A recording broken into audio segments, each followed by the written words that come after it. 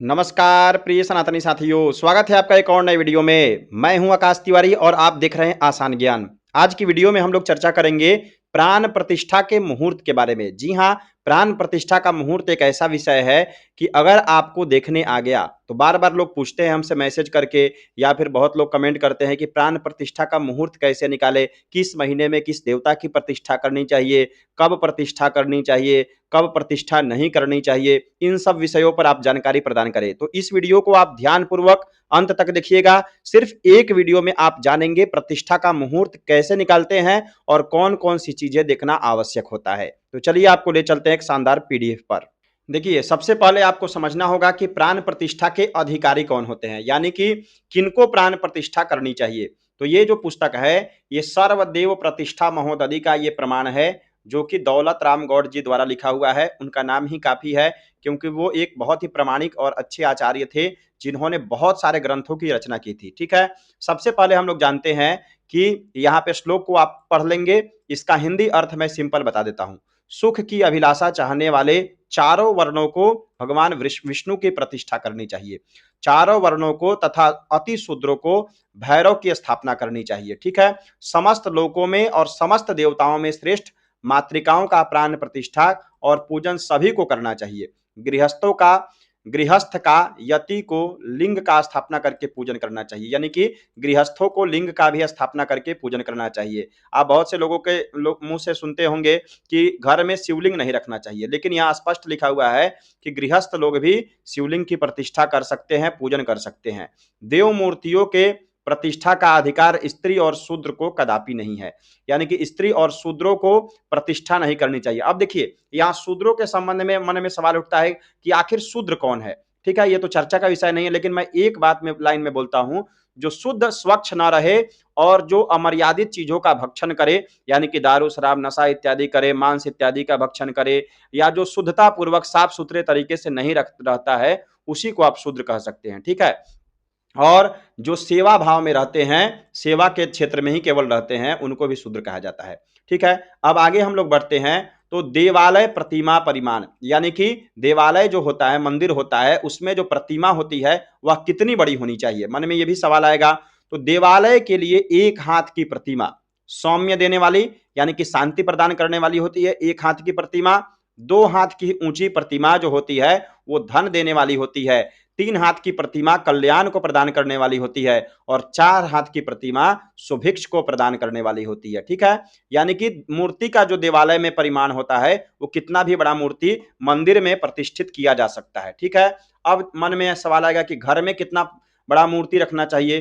तो अंगुष्ठ पर्व समझते हैं, अंगूठे का ये जो भाग होता है आपके स्क्रीन पर आ रहा होगा, अंगुष्ठ पर्व से लेकर के बीता परिमाप, यानी कि एक बीता तक की प्रतिमा घर में रखनी चाहिए। इससे अधिक प्रमाण की प्रतिमा विद्वानों ने अप्रशस्त कहा है, यानी कि अंगूठे से छोटा नहीं और एक हाथ से बड़ा प्रतिमा घर में कभी भी नहीं रखना चाहिए। ठीक है, पूजन के लिए ऐसे शोभा के लिए रख सकते हैं, लेकिन पूजन के लिए कभी भी इन सब चीजों पर आपको ध्यान रखना है। उसके पश्चात 7 आंगुल से लेकर के 12 आंगुल तक की प्रतिमा घरों में प्रशस्त कही गई है। 7 आंगुल समझते हैं, ये 4 आंगुल हो गया और उसके ऊपर 2 आंगुल, यानी कि 6 आंगुल, 4 और उसके ऊपर 3, 7 आंगुल की प्रतिमा। और उस यानी कि 7 अंगुल से लेकर के 12 अंगुल तक की प्रतिमा घर में रखी जा सकती है। और मंदिर में इससे छोटी प्रतिमा कभी भी नहीं रखनी चाहिए। मंदिर में जो भी प्रतिमा होगा वह 12 अंगुल से ऊपर ही शुभ माना जाता है। ठीक है, यह समझ गए। अब समझिए कि प्रतिमा कैसे कहाँ रखना चाहिए। देखिए, घर में जो होता है, घर में 2 लिंग, यानी कि 2 शिवलिंग की स्थापना, 2 शालिग्राम की शिला, द्वारिका चक्र 2, सूर्य भगवान की 2 प्रतिमा, 3 शक्ति की, यानी कि माता की 3 प्रतिमा, गणेश जी की 3 प्रतिमा, 2 शंख खंडित प्रतिमा, यानी कि टूटा फूटा प्रतिमा, और मत्स्य कूर्म आदि जो भगवान के जो 12 अवतार होते हैं उनकी भी प्रतिमा, यानी कि 10 अवतार की प्रतिमा नहीं रखते हैं। मत्स्य कूर्म वाराह इत्यादि जो अवतार हुए हैं ना भगवान विष्णु के, उनकी भी प्रतिमा घरों में नहीं रखनी चाहिए। ठीक है, और अग्नि में जले हुए और भग्न, यानी कि टूटा फूटा, भग्न कहते हैं जिसको, टूटा फूटा हुआ, अंग भंग हो गया है, ऐसी प्रतिमा को भी घर में स्थापित नहीं करनी चाहिए। ठीक है, तो इन सब बातों का ध्यान रखना है। अब हम लोग आगे पढ़ते हैं। तो यहाँ पे लिखा हुआ है, कालिका पुराण के अनुसार प्रतिमा के लिए प्राण प्रतिष्ठा हो और उसके लिए प्राणों का संचार हो।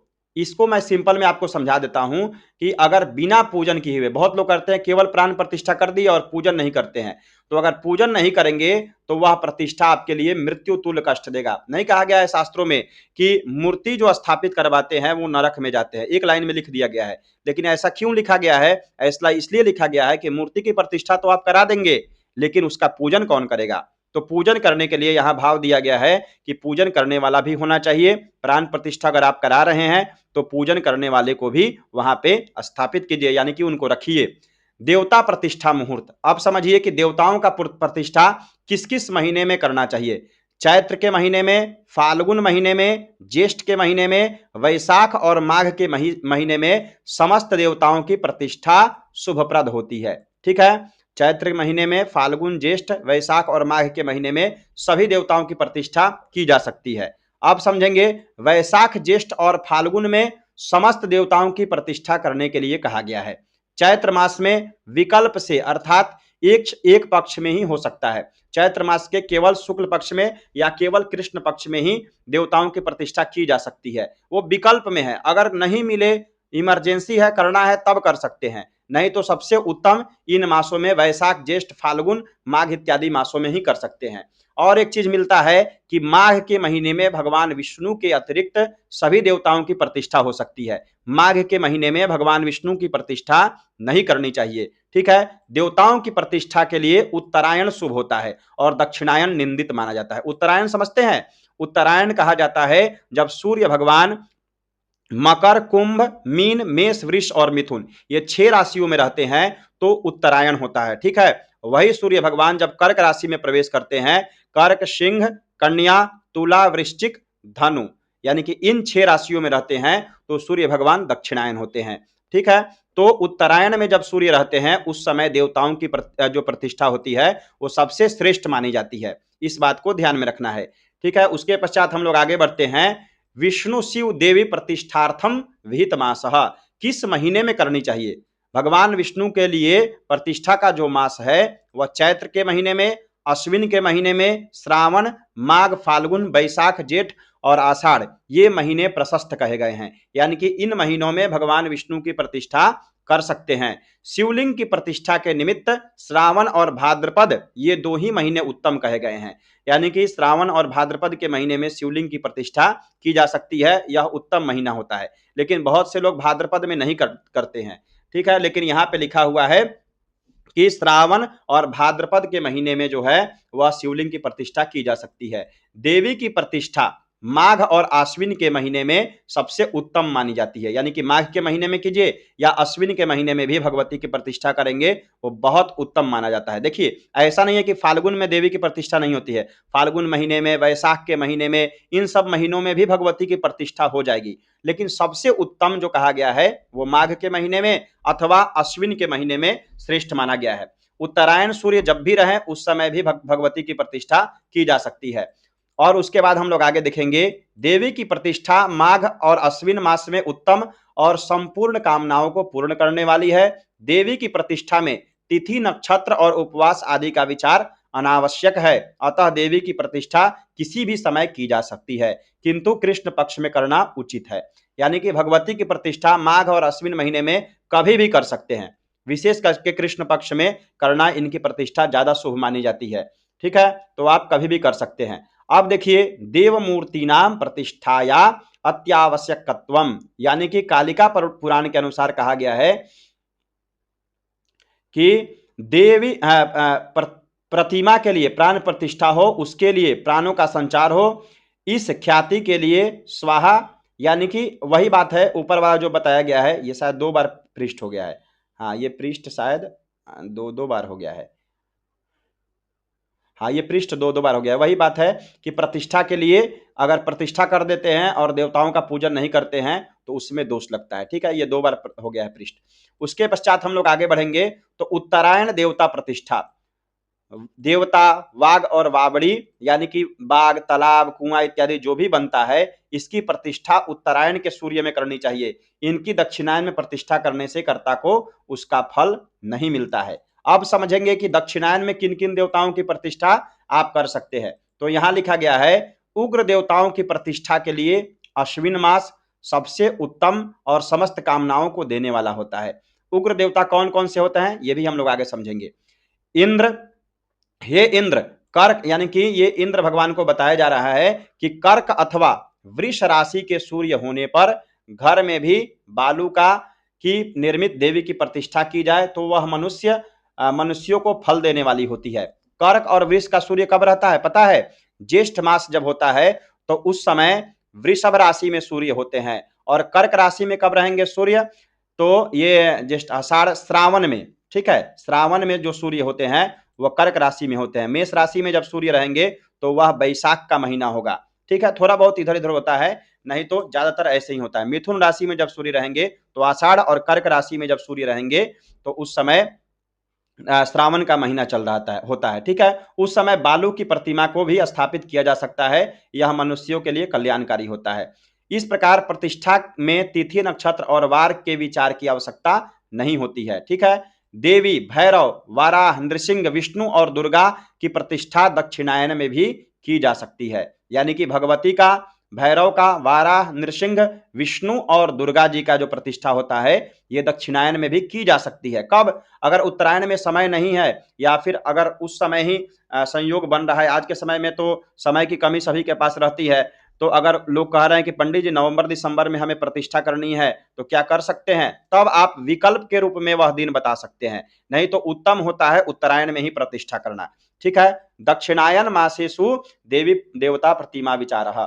देखिए, देवी, भैरव, वराह, हनुमान जी, विष्णु भगवान, स्कंद, प्रजापति और शिव की प्रतिष्ठा दक्षिणायन में भी की जा सकती है। बुद्धिमान पुरुष कार्तिक मास की कृष्ण पक्ष की चतुर्दशी तिथि को पूर्वाहन में विधि पूर्वक प्रतिष्ठा कर दे, ठीक है। कार्तिक मास के कृष्ण पक्ष की चतुर्दशी तिथि को बुद्धिमान व्यक्ति प्रतिष्ठा कर सकते हैं, ठीक है। श्रावण मास में शिव जी की, अश्विन मास में देवी की और मार्गशीर्ष के महीने में विष्णु अथवा राम की स्थापना की जा सकती है, ठीक है। इन महीनों में किया जा सकता है। किसी विद्वान का मत है कि पौष, खरमास को छोड़ करके सभी देवताओं की प्रतिष्ठा हो सकती है। यानी कि खरमास जो होता है, पौष में जब सूर्य भगवान जब धनु राशि में होते हैं, यानी कि पौष का महीना जब चल रहा होता है, उसको छोड़ करके सभी देवताओं की प्रतिष्ठा कभी भी की जा सकती है। भोग चाहने वाले को उत्तरायण में और मोक्ष चाहने वाले को दक्षिणायन में प्रतिष्ठा करनी चाहिए। यानी कि जो भोग चाहते हैं, सुख, शांति, समृद्धि, ऐश्वर्य, धन धान्य, स्थिर लक्ष्मी चाहते हैं, उनको उत्तरायण में ही प्रतिष्ठा करनी चाहिए हमेशा। और जो सुख सुविधा नहीं चाहते हैं, केवल मोक्ष चाहते हैं, उनको दक्षिणायन में प्रतिष्ठा करनी चाहिए। किंतु उन्हें मलमास यानी अधिक मास में प्रतिष्ठा नहीं करनी चाहिए। मल मास में कभी भी प्रतिष्ठा नहीं करनी चाहिए। सन्यासियों के लिए सभी समय में शिवलिंग की स्थापना कही गई है। सन्यासियों के लिए, जैसे केवल सन्यासी जो रह करके पूजन करते हैं, वो किसी भी महीने में कभी भी शिवलिंग की स्थापना कर सकते हैं, ठीक है। ये बहुत दिव्य ज्ञान है, ठीक है। इसको आप लोग कॉपी कलम पर लिख लीजिए, या इस कहेंगे या पीडीएफ देने के लिए तो इसका लिंक मैं डिस्क्रिप्शन में डाल दूंगा, आप वहां से इसको डाउनलोड कर लीजिएगा, ठीक है। अगर नहीं मिले तो आप कमेंट कीजिए पीडीएफ, तो मैं इसको आपके लिंक भेज दूंगा आपके मैसेज में, आप वहां से डाउनलोड कर लीजिएगा। यहां देखेंगे, जो मनुष्य अप्रतिष्ठित देवी देवताओं का पूजन करते हैं उनके अन्न को देवता ग्रहण नहीं करते हैं, अतः ऐसी मूर्ति का परित्याग कर देना चाहिए। आप बहुत से जगहों पर देखते होंगे कि प्राण प्रतिष्ठा नहीं हुआ है फिर भी पूजन हो रहा है, तो जहां प्रतिष्ठा नहीं हुआ होता है ऐसे जगह पर जब पूजन करते हैं तो वह देवता ग्रहण नहीं करते हैं, और उस व्यक्ति को भी दोष लगता है। इसलिए प्रतिष्ठा किए हुए मूर्ति की ही पूजन करनी चाहिए। पुनः प्रतिष्ठार्थ मूर्ति चांडाल के स्पर्श से, चांडाल समझते हैं, पहले के समय में चांडाल होते थे, ठीक है।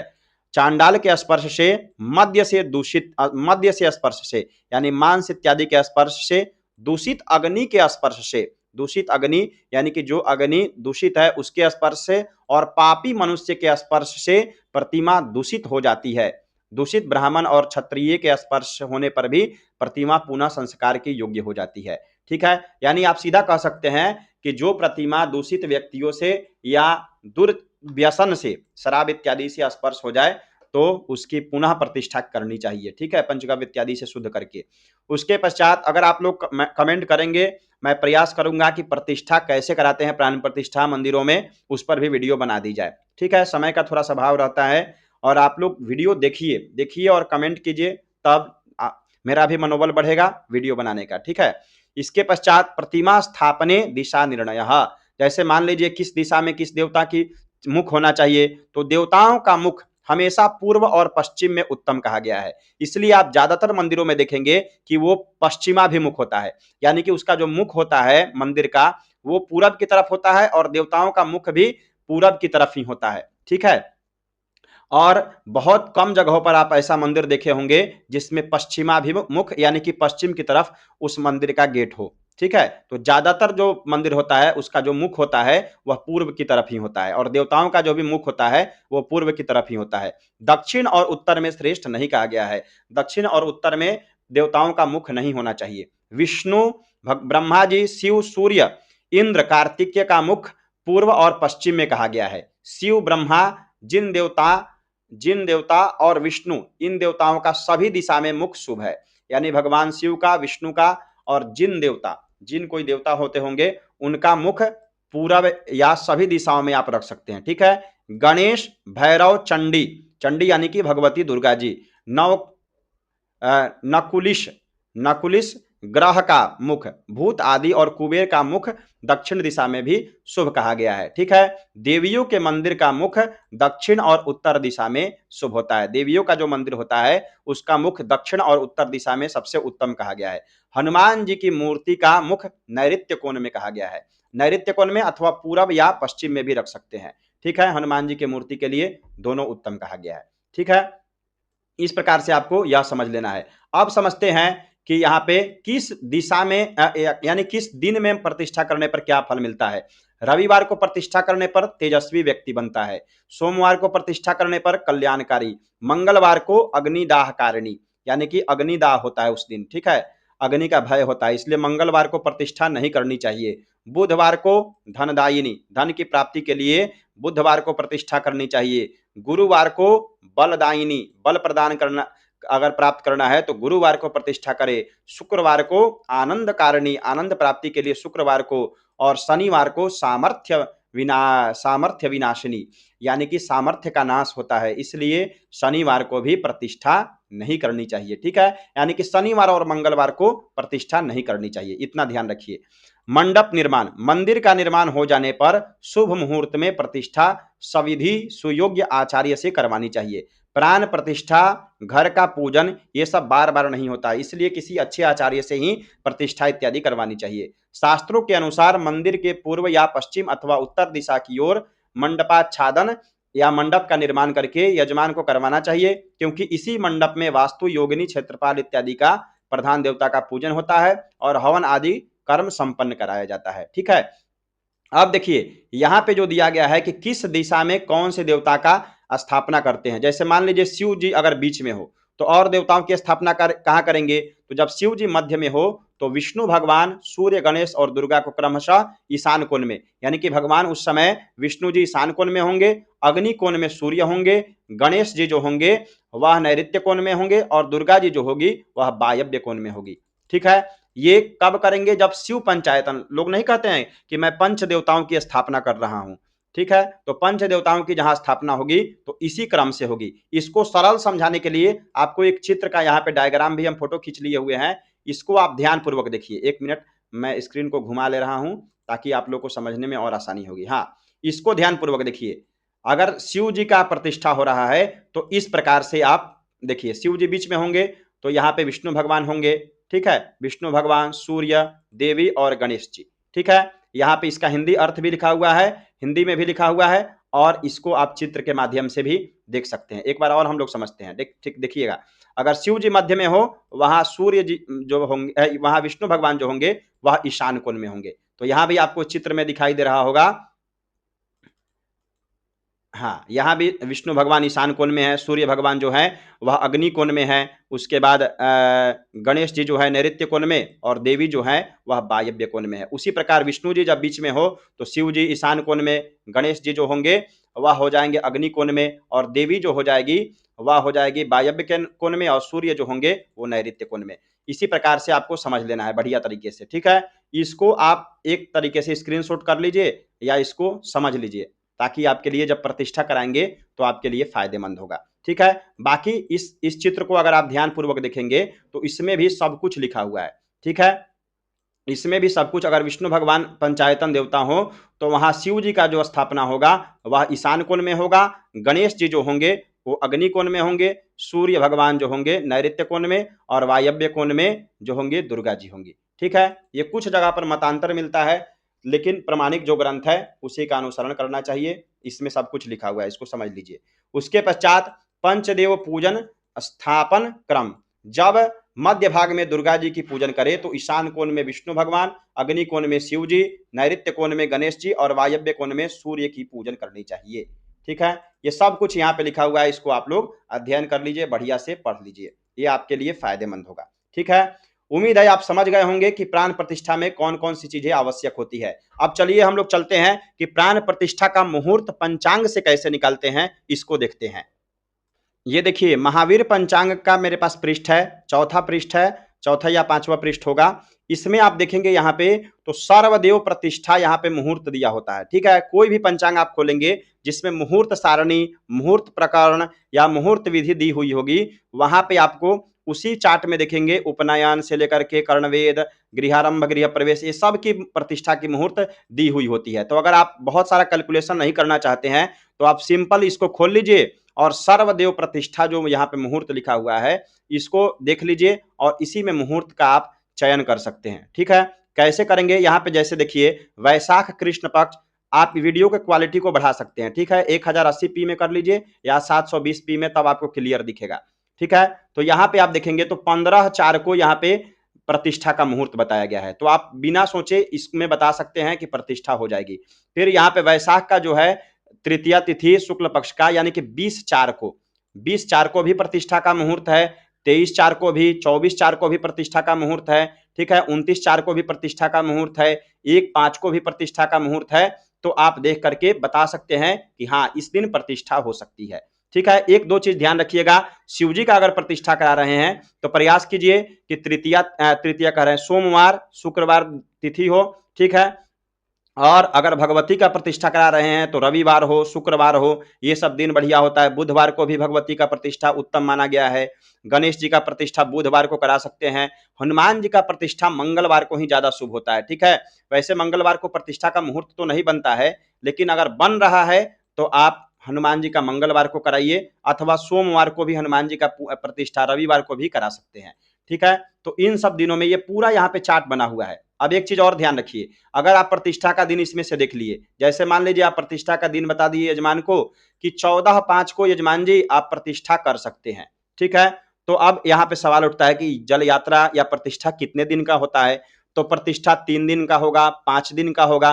तो 5 दिन जो होगा वो समय वो पहले से जोड़ा जाएगा, यानी कि मान लीजिए यहाँ पे आप 14/5 को आप प्रतिष्ठा का मुहूर्त देखें, तो अगर 3 दिन का कर रहे हैं तो आपको 12 तारीख को जल यात्रा करनी होगी, ठीक है? जल यात्रा, मंडप प्रवेश और उसके पश्चात जो प्रतिष्ठा की वेदी इत्यादि का पूजन होगा वो आपको 12 तारीख को ही शाम को संपन्न कर लेना होगा। उसी दिन एक अधिवास करा देंगे, 13 तारीख को पूरे दिन अधिवास ही कराना होगा, वेदियों का पूजन, उसके बाद अधिवास इत्यादि कराएं, शाम को नगर भ्रमण करा दिए और उसके बाद निद्रा कलश की स्थापना इत्यादि करके आप वहां भगवान को सुला दिए और अगले दिन सुबह उठा करके अग्नि उत्तारण इत्यादि करके या फिर आवरण पूजन इत्यादि करके उसके पश्चात आवरण नहीं, क्षमा चाहते हैं, अगले दिन जो होता है वह कलश इत्यादि से जो स्नान की विधि होती है, स्नान करा करके और वस्त्र इत्यादि पहना करके पहले अग्नि उतारण हो जाएगा, फिर वस्त्र इत्यादि पहना करके तब प्रतिष्ठा की जाती है, ठीक है? ये सब विधि अगर आप कमेंट करेंगे तो प्रतिष्ठा पर मैं वीडियो प्रयास करूंगा बना देने का, ठीक है? ये थोड़ा क्लिष्ट विषय है,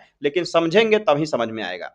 इस वीडियो में इतना ही, आप जान गए होंगे कि प्रतिष्ठा का मुहूर्त कैसे देखते हैं। अगर फिर भी नहीं समझ में आया तो कमेंट कीजिए, मैं प्रयास करूंगा बताने का। मुझे लगता है कि 95% लोग समझ ही गए होंगे और 5% लोग जो नहीं समझे होंगे, आप कभी नहीं समझिएगा। इसलिए नहीं समझिएगा क्योंकि इतना सरल तरीके से बताया गया है, आप आराम से समझ सकते हैं। ठीक है? अगर नहीं समझ में आया फिर भी कमेंट कीजिए। इतना धैर्य और प्रेम से पूरा वीडियो को देखने के लिए आपका बहुत-बहुत धन्यवाद। हर हर महादेव, जय माता दी।